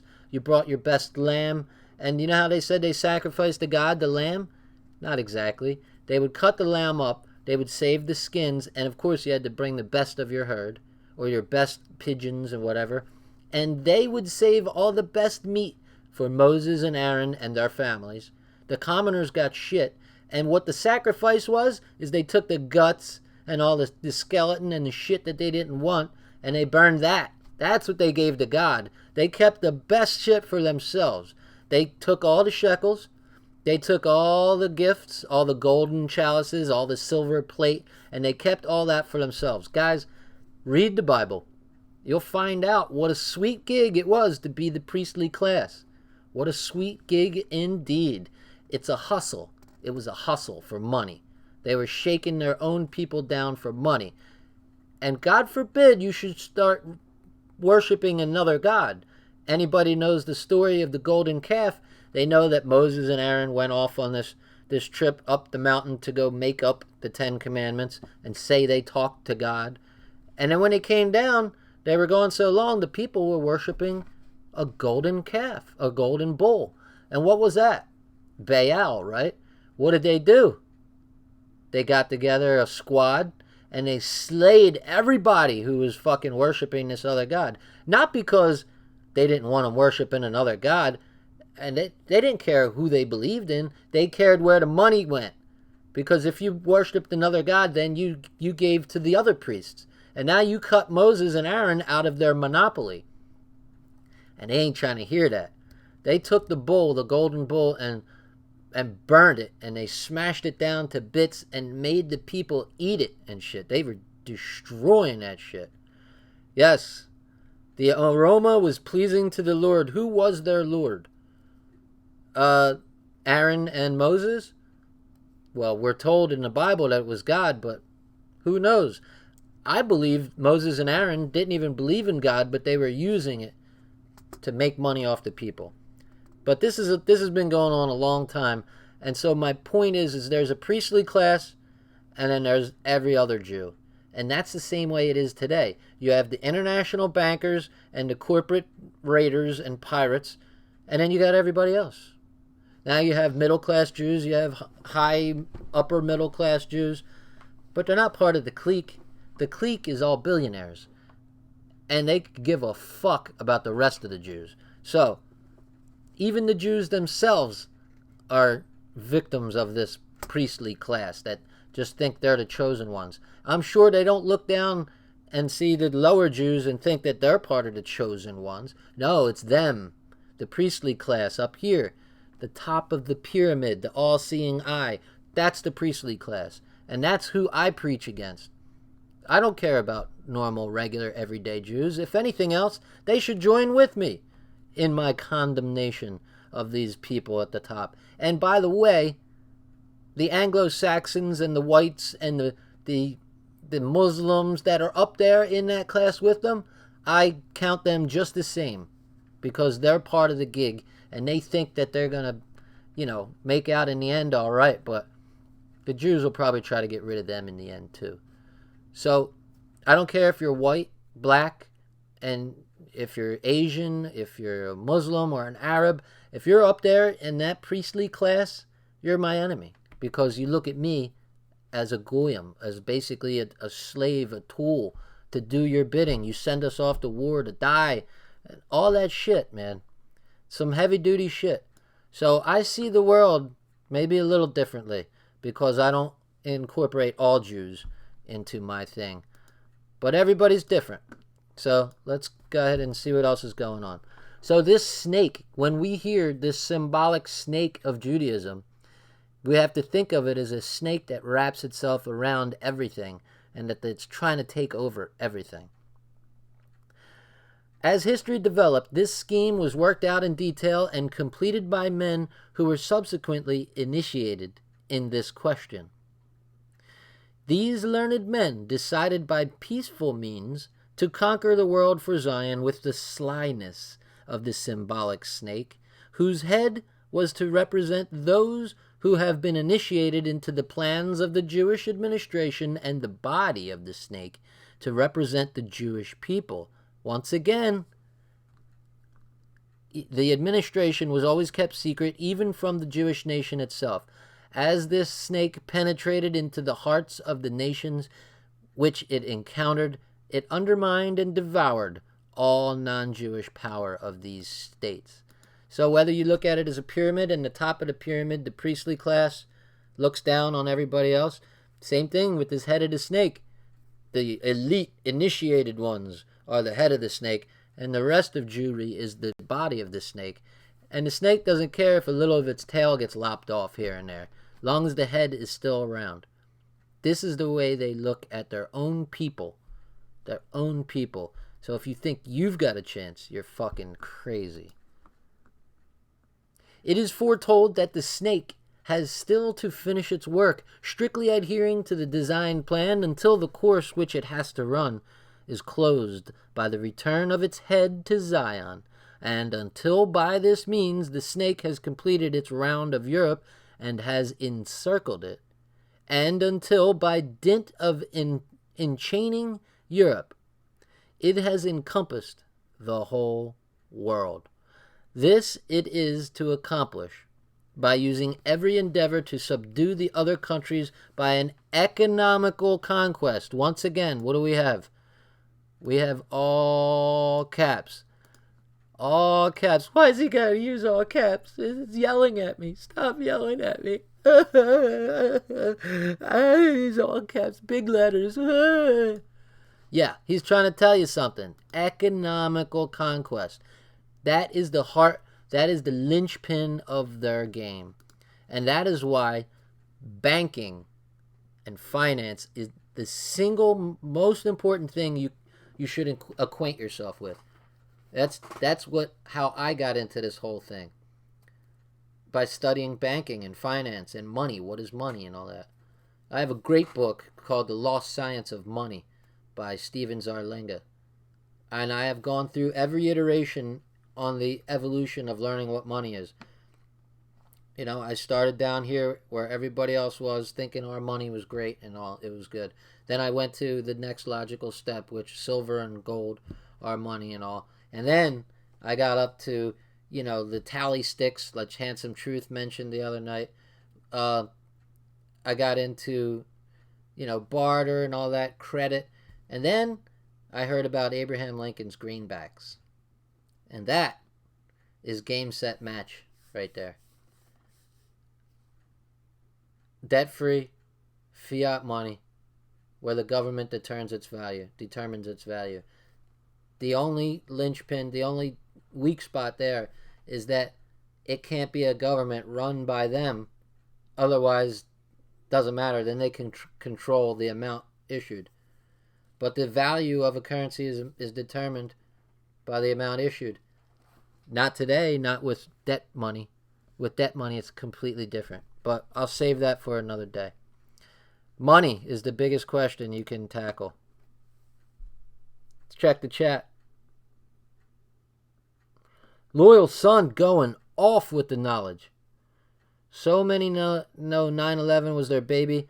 See BB drunker than hell. Yeah. I don't have hate for Jewish youth. Innocence is not my worry. Time will tell, but our guard damn sure isn't around our waist anymore. Yep. There are people in Israel right now who are opposed to this stuff as much as we are, and there are Jews.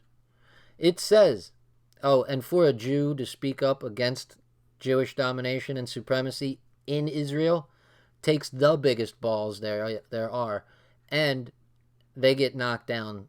They get worse than a goyim talking about it. They expect a goyim to be confrontational. They don't expect their own people to talk about it. To them, that's a traitor, and stitches get snitches. And a traitor is always worse than an enemy any day. So any Jew in Israel that speaks up against this domination, they have my utmost respect, because it takes a lot of balls. They get called self-hating Jews and the enemy and blah, blah, blah. They get attacked. And there's nowhere for them to go. They live in Israel. Yep, do usury on the nations and borrow from none. Right, don't charge fellow Jews interest. Yes, correct. Circle of Fifth says Israelites will have a part in the future world. The Goyim at the end of the world will be handed over to the angel Duma and sent down to hell. Zohar, Shemath, Toldoth, Noah, Leka. I'll have to learn. I'll have to get my knowledge up there. My knowledge is weak there. Let's see. Money, currency, energy, that's our labor, yes. It's sapping our lifeblood from us, literally. It's a leech attached to the American people and just drawing blood from them for 100 years now, 105 years now, the Federal Reserve. That's why I liked Andrew Jackson so much. He killed the bank. He made the mistake of making gold and silver money after that, and that's why they got it back. Because who owns all the gold and the silver? They do. So you can't... Gold is the banker's money. We might think, well, it is better than what we've got now, which is debt slavery, and that's probably true. But if you make gold the money, they'll have their debt money back in no time flat. And that's exactly what happened. If Andrew Jackson, 30 years before Abraham Lincoln, had made something like the greenback, it would have been game, set, match. And by the way, the funny part is the greenback's idea came from Salmon P. Chase, who was the Treasury Secretary under Lincoln. And that sounds kind of Jewish to me. Salmon P. Chase? I would bet that he's Jewish. What happened was Lincoln had to borrow to pay for the war, and he went to the bankers in New York, and they wanted 24 to 36% interest. He says, what am I going to do? I can't do that. And he went to his Treasury Secretary, and his Treasury Secretary brought out the Constitution. He said, look, Article 1, Section 8, the Congress has the right to coin money and determine the value thereof. Boom. You don't need to borrow. You just create the money and spend it into existence. You got to pay troops. You got to pay for all kinds of shit. Infrastructure. You got to pay your bills. You just create the money and pay the bills debt-free. And it circulates forever. Unlike debt money, when it's paid off, it disappears from circulation. That's why all the gold bugs can't figure out why we haven't had hyperinflation yet. It's got to happen anytime. They've been calling for it for 10, 20, 25 years. Any day now, we're just going to have hyperinflation. But that's not true, because debt money is created in debt, and then when it's paid off, the principal disappears. So you have money that comes into circulation, and then it goes out after it's paid off, disappears.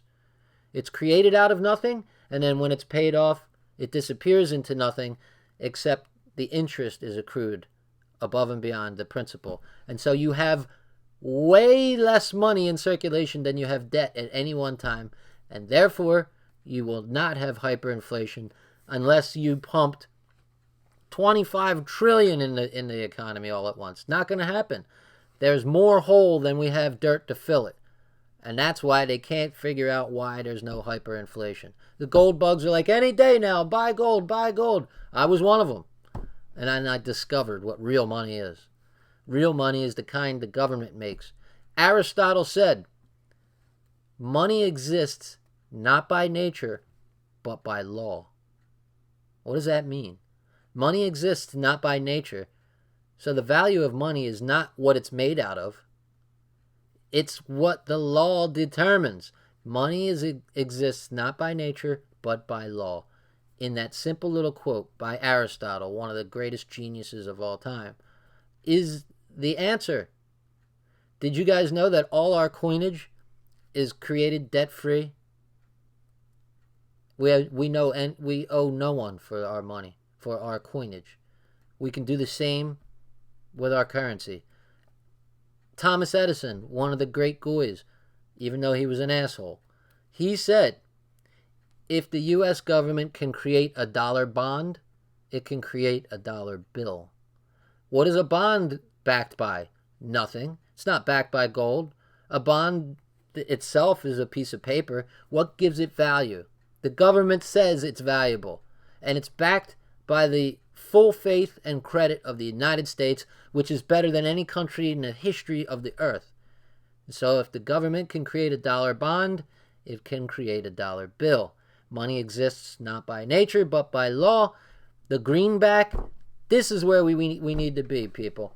And when we figure that out, boy, that is kryptonite to the Jewish money changers. By the way, Jesus' greatest moment is when he went in there with the whip, started fucking people up and flipping tables. The only time Jesus ever got violent in the Bible. All right, I went off. I just love going on tangents. It's almost 4 a.m. here, so I'm going to get to the end of this. Yeah, we're almost there. A couple more paragraphs. I'm going to get to the end of this entry or this preface, and then we'll call it. So, that last bit says that they are going to do this by economical conquest. That's what sent me into my little tangent there. It's an important tangent. I would argue it's the most important tangent. Okay.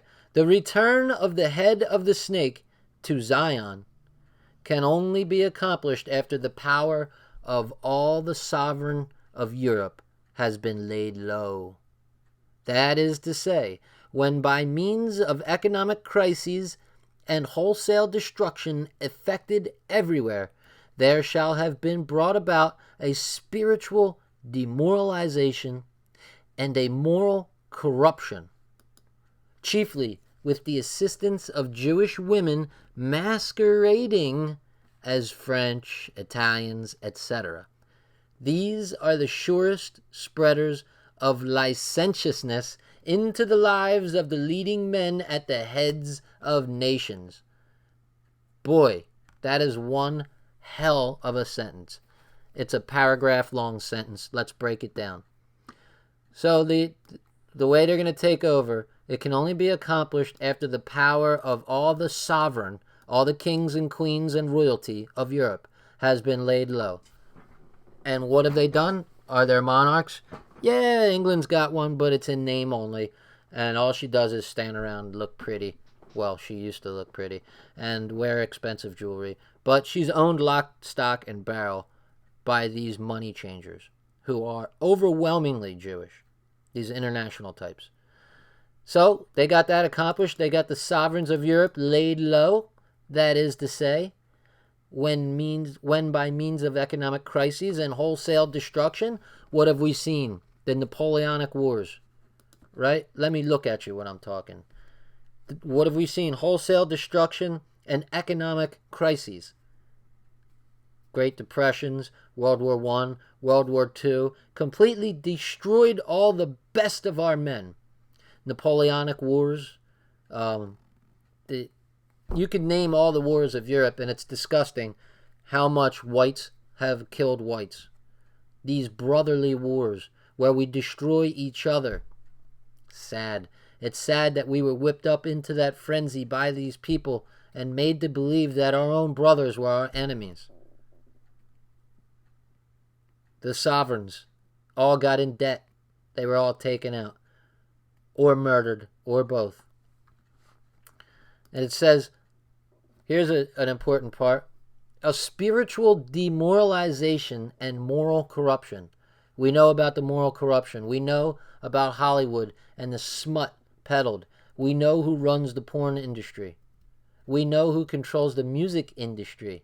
I've got books that support this. This is not just something I'm making up. We know the type of shit, the rap music that they put in the black community to destroy it. The shit music they give us white people with Miley Cyrus wearing next to nothing with her moose knuckle hanging out. We know the demoralization, the spiritual demoralization, the taking away from our religion. We used to be a religious and respectful people with morals. They've taken our religion from us. They've made us feel guilty about being white. They have taken away our monarchs and our royalty, our aristocracy, which, though they had all these faults, and though they were totalitarians, they were a defense against what's going to be worse. We haven't seen the end of how much worse this is going to get for us. This spiritual demoralization, this moral corruption. And then it says, chiefly with the assistance of Jewish women masquerading as French, Italians, etc. Right? Crypto Jews. The Moranos of Spain. The Sephardic Moranos. Crypto Jews everywhere. Why? Like Trump pointed out, Jonathan Leibowitz. It's not Jon Stewart. He's a Stewart? Right, okay. John Leibowitz. What's he hiding? Jon Stewart's brother ran Wall Street.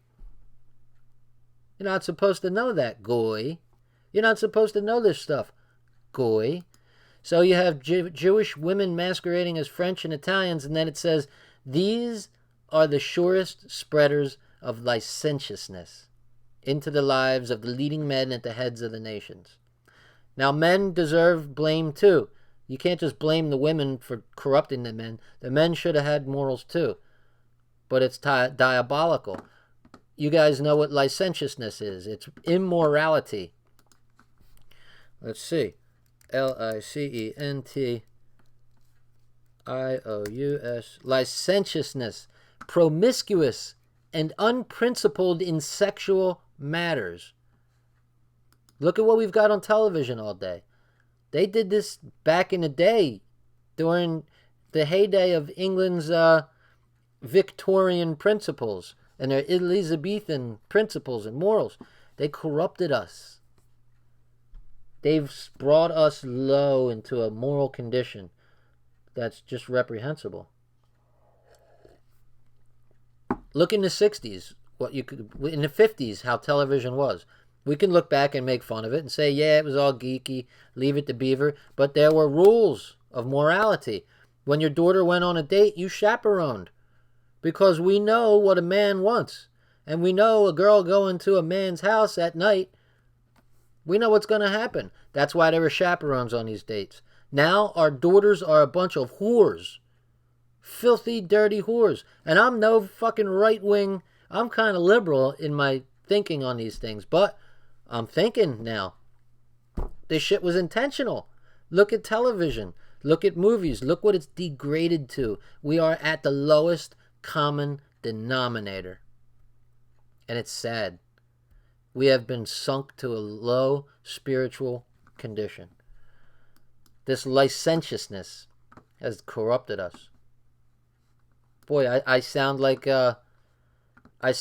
those Republicans I hated in the 80s who would tell me that, you know, my music is satanic and all this shit. And I'm like, lighten up, you fucking square. Get out of here. And now I see they had a point. Our whole civilization is anything goes now. Anything goes. Our daughters are whores. Our men are dogs. It's not good. No morality left. Without morality and without religion to make people good, we are animals. Fucking animals. A map of the course of the symbolic snake is shown as follows. Its first stage in Europe was in 429 BC in Greece, where, about the time of Pericles, the snake first started eating into the power of that country. The second stage was in Rome at the time of Augustus, about 69 BC. The third in Madrid at the time of Charles V, in AD 1552. The fourth in Paris, about 1790, in the time of Louis XVI.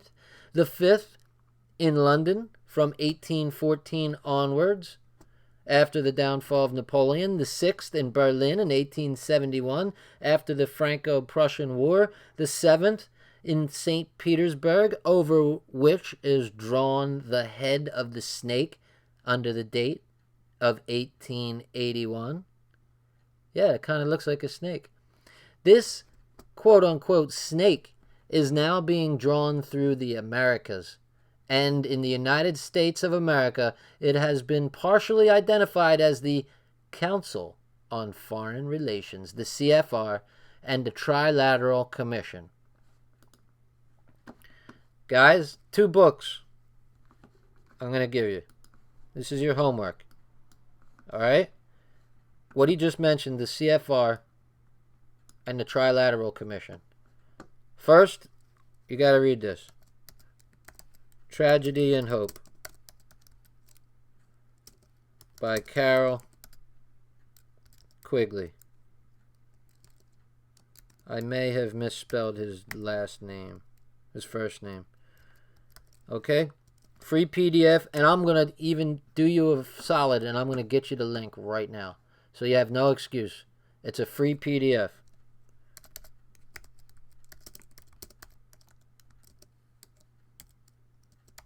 He has a great site. His family keeps up in his memory, and every book by him is good. I read The Thing About Weapons, and I read Tragedy and Hope, and one more I'm going to recommend to you.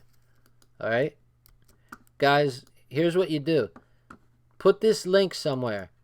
Toss it into a new window or something so you have it. And just keep that window up.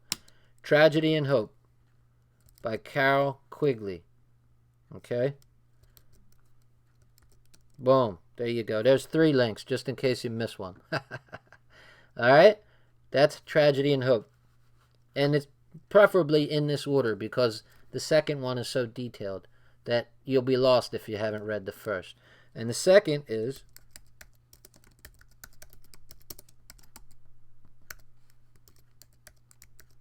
The Anglo-American Establishment. This goes into great detail about what the CFR is and where it came from. Now, I'm going to warn you, it's dry. It's dry. But if you're into this shit and you want to know, this is great. It's just great reading.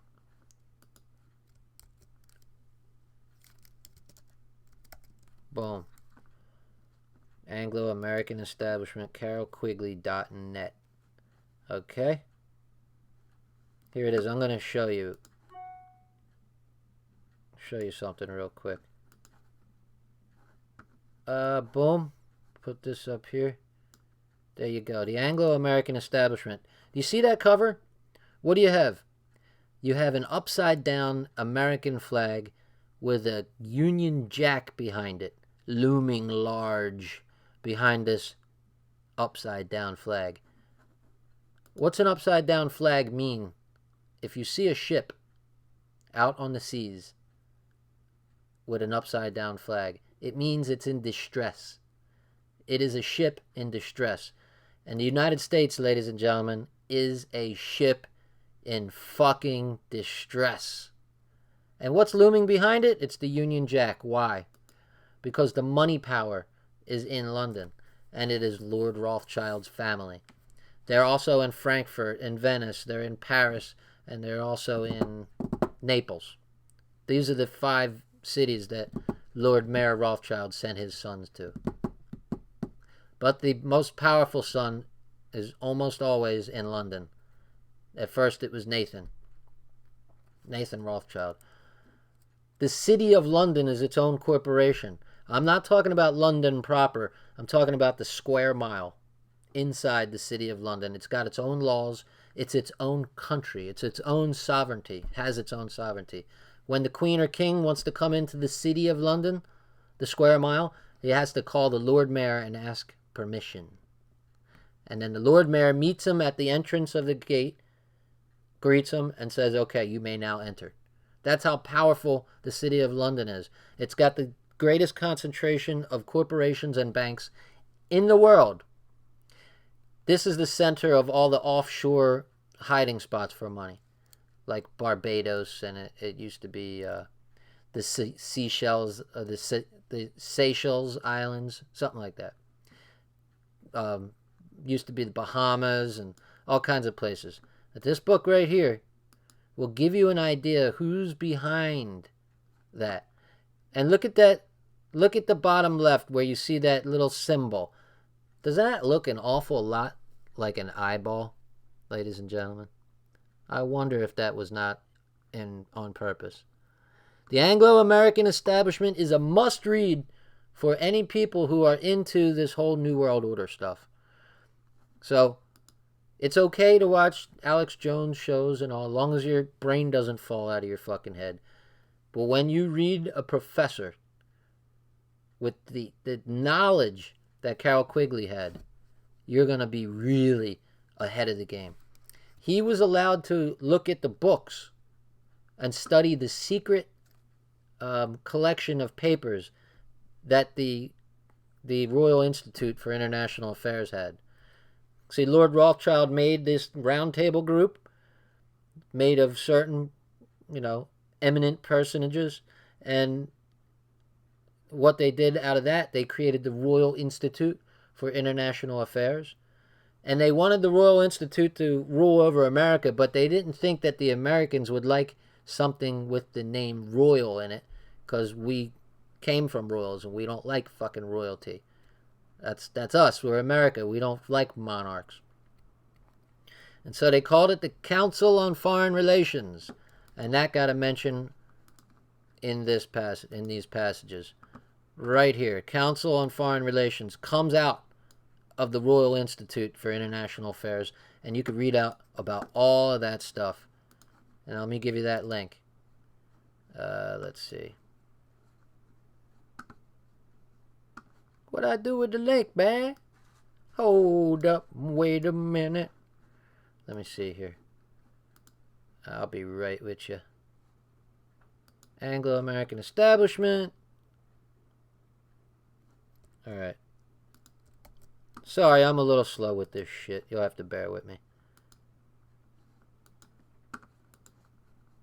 Live dashboard. Here we are. Anglo-American Establishment PDF. Boom. So there are a lot of people who've read Tragedy and Hope. Almost no one has read the Anglo-American Establishment. Okay. Do yourself a favor. Start with Tragedy and Hope. Gotcha. Yeah. He's like, yeah, I'll read it. Sure, whatever. Hey, if you don't read it, that's on you. I don't care. At least I told you. You know what I mean? So we got one more paragraph. Let's see if I can get through it without pontificating too much. All these states which the snake traversed have had the foundations of their constitutions shaken. Germany, with its apparent power, forming no exception to the rule. In economic conditions, England and Germany are spared, but only till the conquest of Russia is accomplished by the snake, on which at present, for example 1905, this was written, all its efforts are concentrated. The further course of the snake is not shown on this map, but arrows indicate its next movement towards Moscow, Kiev, and Odessa. It is now well known to us to what extent the latter cities form the centuries of the militant Jewish race. So it is now well known to us to what extent the latter cities form the centuries of the militant Jewish race. And I think by centuries they mean... Oh, no, I'm thinking the word centuries, like a guard. No, don't mind me. Constantinople is shown as the last stage of the snake's course before it reaches Jerusalem. This map was drawn years before the occurrence of the Young Turk, i.e. Jewish revolution in Turkey. Yes, the Young Turks were, crypto Jews. Notes 3. The term Goyim, meaning Gentile or non-Jews, is used throughout the protocols and is retained by Mr. Mars. Mr. Mars. They mean Marsden. That's the guy that did the thing. So, now that we're well prepared, the next time I'm on, we can jump right into Protocol 1. See, this is how I like to read shit slowly and detailed and absorb all the information I can get out of it to learn as much as I can. Because speed reading is fancy and cool and it's great and all, But I'm sorry, you're just not going to retain as much as if you sit there and you examine what you read. What do you think, guys? We still got 40 with us? I'm impressed, guys. I am really impressed. Thank you for staying and hanging out and listening to me just rattle off. I really appreciate it. You guys got good conversations going, I see.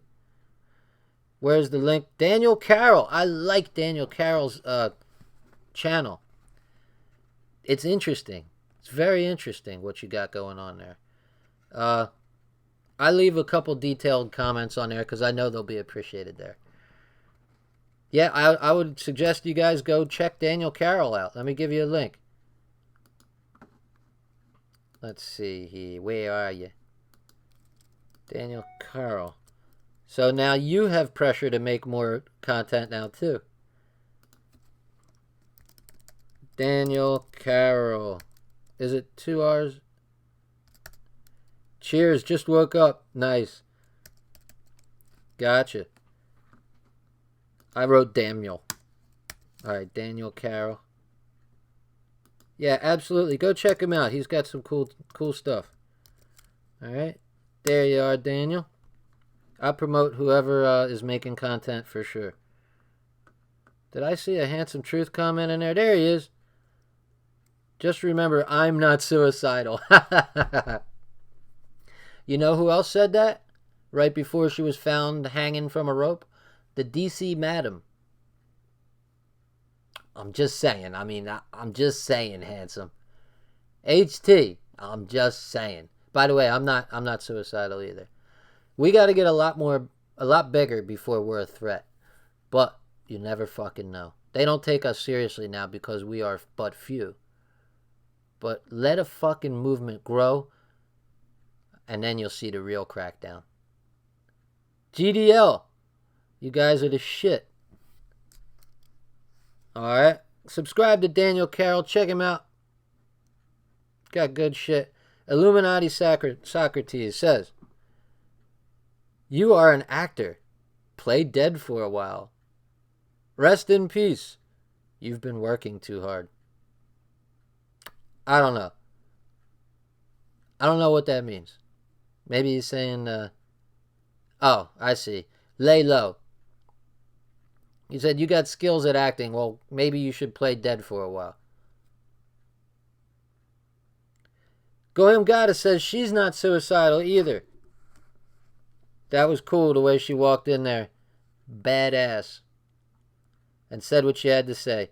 I know they overtalked you and they tried to ruffle your feathers, and you did get a little ruffled, but goddamn, you had the balls to stand there and do that. That is awesome. And you were just going off. You were like, you went way off the farm, and they're like, wait a minute, what is this? What is this? Come back to the reservation. Moneyville Mizzle says, great show, brother. Thank you. I appreciate it. Sean Ray says 9/11 warning in the second Terminator movie. Not familiar.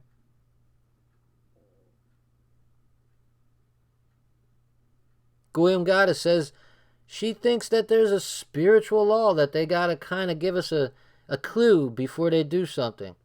I would respectfully decline because I would say that there are no spiritual morality. There's no spiritual morals at all. I don't think that there is any adherence to any respectful, what would you say, code. I don't think so. But hopefully we look for clues. I think where we can look for clues to the future is in the past, obviously. And that's by studying real history and seeing what their MO is. What have they done in other countries? And they've got an old rusty playbook. The protocols are going to tell you everything they do. And when you study Germany and you study Russia and you find out what they've done, they pretty much have a playbook by which they go to use our free will. Yes, I agree. Goyim Goddess did great. I encourage more of that. Ann Ritchie says, You did great, honey. Very good. All right, so that's it. I know everybody's tired. Thank you so much for hanging so late. That's fucking awesome. I don't even want to go. But let's leave you with this. Wait, where is it? Let's leave you with this. Are you ready? Look at that. Look, he's looking at the chat. What's going on? What's going on? And we haven't heard anything about that person. We just heard there was a Look, he's reading the chat. He can't believe it. But seriously, yeah, moderators, if anybody talks about it being a hoax, just hide them. Hide them all. Don't care. Look at him. He's like, I can't believe it. Holy fucking shit. And if anybody gets banned and they think it's an accident, you can always message me on Twitter and plead your case, and I'll look at it later. Yeah, I wouldn't want to get too crazy. I'm going to make you invisible. Thanks to our mods for all their hard work. I appreciate it. Oh, yeah, thanks to the mods for all their hard work. Those fucking slouches. I would fucking fire them. They didn't do shit. They were like warning people about caps. Anybody that uses more large letters, I'm going to take you down. I mean, give you a warning. I mean, a timeout. Come on, man. I would have been banning motherfuckers left and right if they came in our chat doing that shit. I'd have been slinging them out so fast to make their head spin. But guys, I'm seriously, He's seriously. Well, nice to meet you, seriously. They could have slowed the chat down, and then they could have just picked us off one by one like nothing. But they didn't, because they're fucking schmums, and this guy never expected that many people to come in his chat and dog him. All right. The chat is for people who want to seriously discuss this, so we're just going to start hiding people because we want the chat to be a place where people can actually discuss this event. Not that. Don't hide anyone. Information. So if you start saying it's a hoax, if you start saying it's a false flag, you will be hidden tonight. Oh, no. You're just going to be hidden. No warnings, no nothing. Oh, please don't hide me. No. Look at his face. He's reading the chat. Look at him. He can't believe it. Yeah, and any mention of religion, like if you start mentioning Jews or any other religion, there it is. Hidden.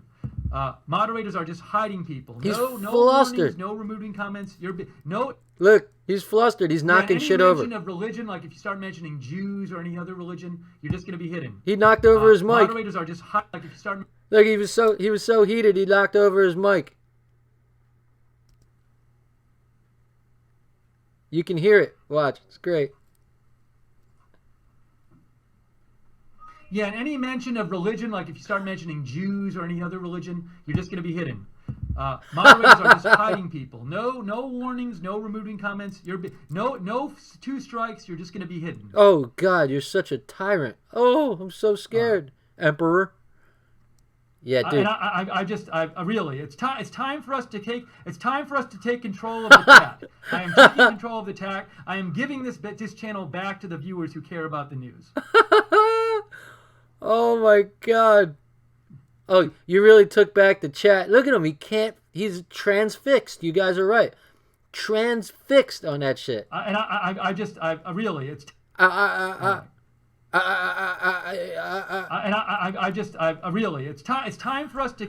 time for us to take control of the chat. I am taking control of the chat.